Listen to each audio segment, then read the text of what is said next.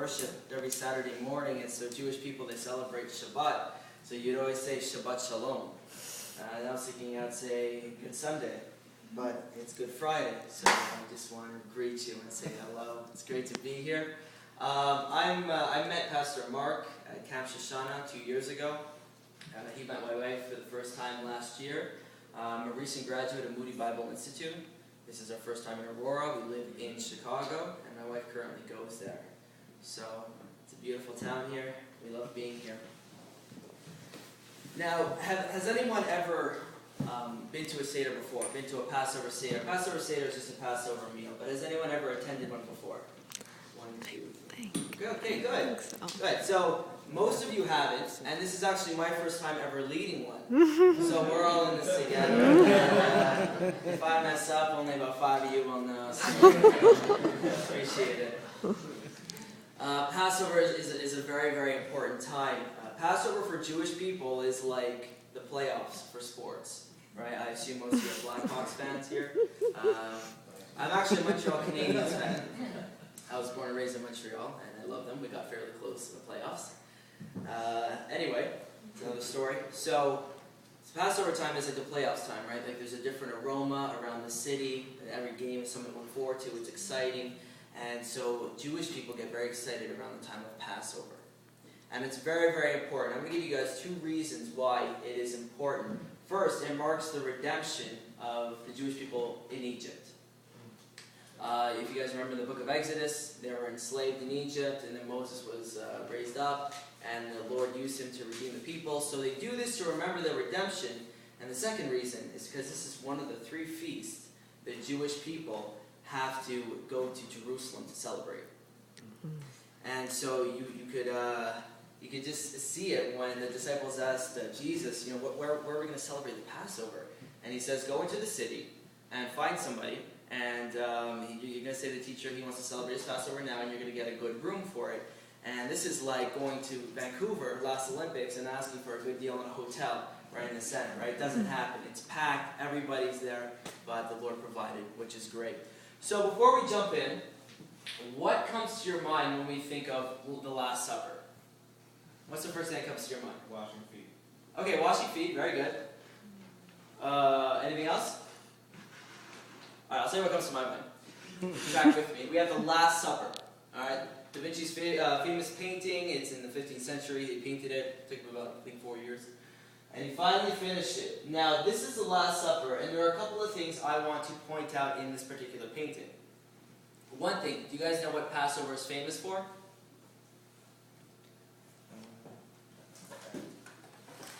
Matzah, right? However, in the Last Supper, you have some nice Italian fluffy loaves. So you have leavened bread on the Passover table, right? That probably wouldn't happen. Another thing, the Passover, you always have the Passover lamb, right? The Passover lamb is sacrificed, and so you would eat the Passover lamb that night. However, you have I don't know if you can see that, you have a nice dish of fish right there. Maybe it was Friday night or something. I would probably side with the Thursday night. Nevertheless, there's fish on the table instead of lamb. And third, if we observe, I hope I'm not cutting anyone's view. I'm fairly small, so I don't think so. Third, most of these people look like Northern Europeans.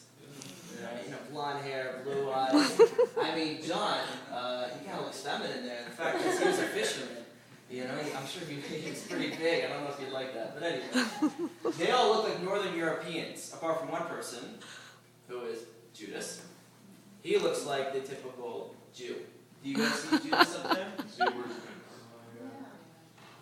And he's actually holding a bag. We believe it's a bag of silver to symbolize it. But he's the only one that really looks like a Nazi kind of stereotype of a Jew.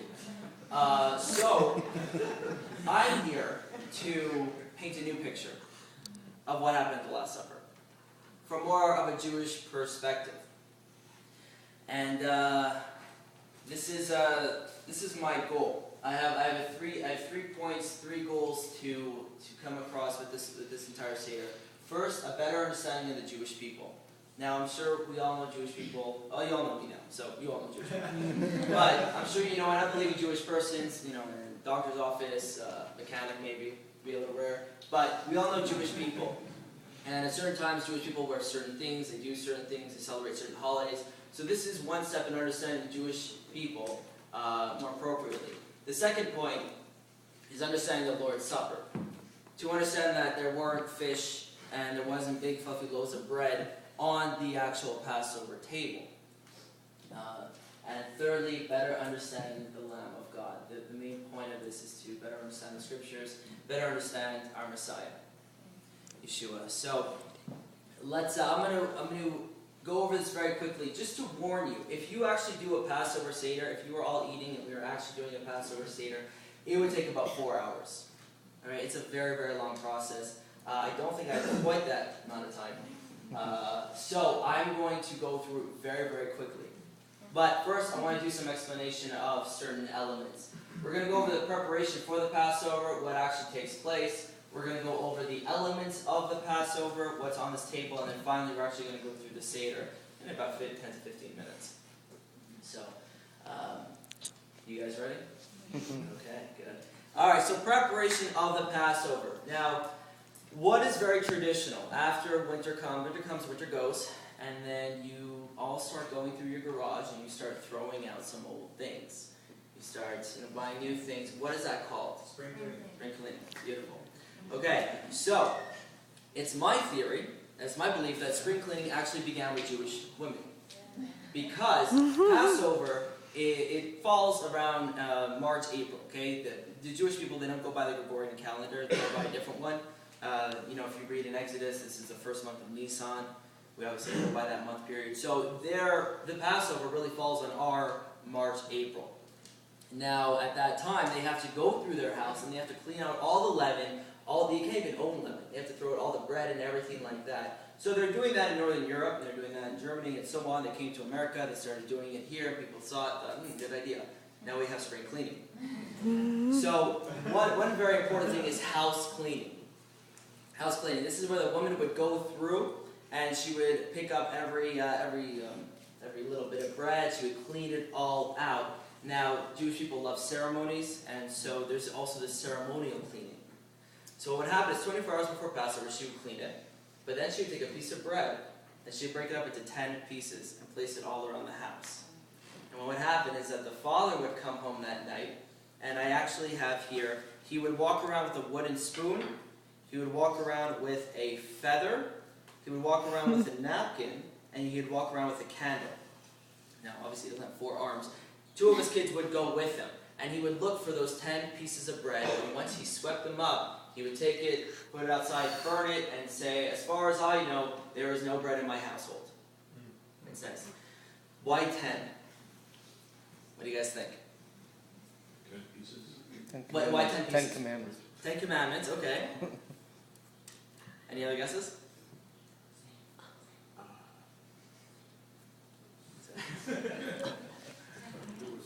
10 Commandments, yeah, 10 Commandments.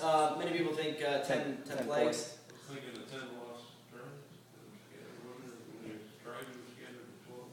The 12. 12 tribes. Oh, yeah. Well, maybe. Minus 2. Quite frankly, I think those are really good answers. I wish it was one of those answers. There's actually no answer. It's really, you have a set number, right? So the woman places 10. If you find 9, you know that there's something wrong. So you got to make sure the bread is out. So there's no actual set number. There is a set number. There's no actual reason why you have it. But there are 10 pieces placed around the house. And I believe that this tradition goes far back because I believe this is what Paul was alluding to in 1 Corinthians 5 when a certain individual was sleeping with his father's wife, most likely his mother-in-law. And he was boasting about it, and he was probably saying something along the lines of, well, we err on grace, I'm under grace, I'm under law, I could do this if I want to. And Paul says in 1 Corinthians 5, do you not know that a little leaven leavens the whole lump? And clean out the old leaven so that you may be a new lump, as you are in fact unleavened. Because all the way throughout Scripture, leaven is symbolic of sin. As long as we all know that Passover makes a lot more sense. That's why we can't have any leaven. So this is the preparation for the Passover, this whole tradition, and next you would have the elements of Passover itself. Now, right over here we have the communion, so this is not really part of my Passover Seder.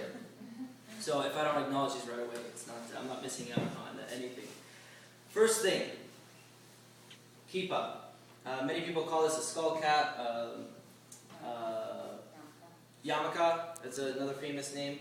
What it really is that it means that Jewish people are under the Lord. That's why they wear it. Usually around Passover, they try to wear the fanciest ones, as again, it's a very, very important feast. It's one of the most important feasts. So you try to wear a fancy kippah. Next, you have something called a Haggadah. Now, I have one in this in the white and black thing right here. And a Haggadah is a Hebrew word that means the telling of a story. This is a Messianic Haggadah, which means that it brings out the Messiah in the Passover. However, there's usually religious Haggadahs. And what it is, it's the entire story, the entire traditions and the oral passing of the Passover. So this was, not this one specifically, but the Haggadah was originally made in the Messianic or Talmudic period, a bit after 1st and 2nd century A.D., and we have good reason to believe that it's fairly similar to what it was back then. Rabbis did have the liberty to change around the Passover a little bit, and the Messiah himself did that, and we're going to see how. So this is a Haggadah, and this is usually what people follow when they go through the Passover Seder. Now it doesn't look thick, but I'm telling you it takes a long time. Okay. The whole purpose of the Passover Seder is based off of Exodus 13:8, where it says, "You shall tell your son on that day, it is because of what the Lord did for me when I came out of Egypt." The whole purpose of this is to share what did God do for the Jewish people when they came out, and to teach the kids, because the kids are going to ask, hopefully. So that is the Haggadah. Next you have the Kittel. Now, the Kittel, I'm not wearing it right now. To me it looks very cultish. It's a white robe, really. That's what it is. And religious Jews wear it. Have you guys ever seen them wear it? Anyone seen religious Jews wear it when they're walking down the street? Okay, the purpose of a kittel is that it's white and it's symbolic of purity. They wear it on Yom Kippur, which is the Day of Atonement, which is the forgiveness of sins. They wear it during Rosh Hashanah, which is the head of the New Year. And they wear it on Passover when they do the actual ceremony. The reason they wear it is because of Isaiah 1:18, which says, "Though your skins are as scarlet, they will be white as snow." So there is biblical basis for why they wear it. I always found it a little weird when people wore it, so I don't wear it. But I'll probably be dragging it too, because it's a little big. Next, you have the pillows, or rather how you sit. And if you remember on the, I don't know if I should bring back up the Last Supper, but if you remember, I have it right here. You remember that that John leaned on Jesus, right? And you think, man, did he have too much Manischewitz that night?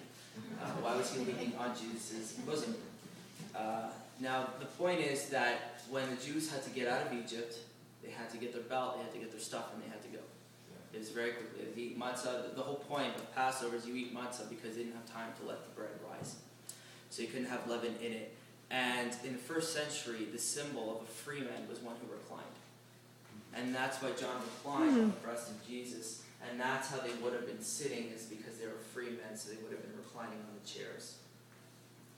And the position of where they were sitting, according to rabbinic tradition, if you have the leader here, which we all know was the Messiah, was Jesus, you would have the youngest to his right. I don't want you guys to get mixed up. You have the youngest to his right, and then you would have the guest of honor to the left. And now, by tradition, who do you guys think the youngest one was? John, right? He was sitting to his right. Now, who do you think the guest of honor was? Judas. Very good. Point is that when Simon Peter asked John, who is the traitor, who's the one who's going to betray the Messiah, and the Messiah says, I'm going to dip this, with this horseradish, I'm going to dip it, and I'm going to give it to the one who's going to betray me, who's probably passing it around. And so that's why they believe that Judas was in the guest of honor seat. Now, why on earth would Judas be in the guest of honor seat? It might be because he was a Judean. He's from the tribe of Judah, while the rest were Galileans. And Judah was, King David was from Judah, Jesus was from Judah, so it's a pretty elite tribe. That might be the reason. He was a treasurer of the 12 disciples, so perhaps that's why. But quite frankly, nobody knows. But what you do know is that Man looks on the outward appearance, but God's the one that looks on the inside. And so the Messiah knew the whole time he was going to be the traitor. So he was to the left of the Messiah. And next you have the Seder plate. Now we're getting into some tradition. But the Seder plate, there is food on this, so I cannot hold it vertically. However, you have 6 elements on here which are all very symbolic of specific things. And this is what all Jewish people have today. When they're celebrating Passover, they have these 6 elements on here. And the first one that they do, I'm not, obviously we go through the Haggadah and this is now you dip this into here and so on and so forth. We're just doing this very quickly to show the symbolism of what is actually happening. So the first thing is parsley. Anyone like parsley? Parsley, a herb for cooking. I know you usually say herb. In Canada, we always say